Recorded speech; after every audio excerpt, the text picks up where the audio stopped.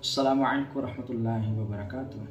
आज मैं जो अमल बताना चाहता हूँ वो ये है कि अगर कोई शख्स ये चाहता है कि मैं मकबूल हर ख़ास व आम हो जाऊँ, मेरी इज़्ज़त कदर बढ़ जाए, मेरी शोहरत हो जाए, तो एक वजीफ़ा मैं बताना चाहता हूँ। इस वजीफ़े को आपने 40 दिन करना है। तो इंशाअल्लाह 40 दिन के अंदर अंदर आपकी ये हस्बे मंशा जो ख्वाहिश है वो पूरी हो जाएगी।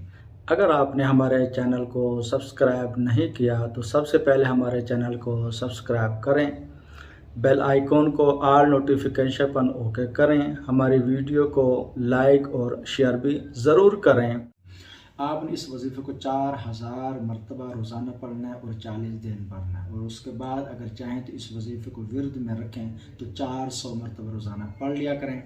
जो आमिलीन होते हैं तस्खीर के लिए बादा वजीफ़े करना चाहते हैं कि यार मुख्तसर वजीफ़ा होना चाहिए जिसमें हमें बहुत ज़्यादा बरकतें मिल सकें, या डॉक्टर हजरात हैं या वकील हजरात हैं जो ये शोहरत चाहते हैं, किसी किस्म की शोहरत चाहते हैं, वो ये अमल करके अपना फ़ायदा ले सकते हैं। अमल सिर्फ 40 दिन करना, उसके बाद आपने जैसे बताया वैसे करना है।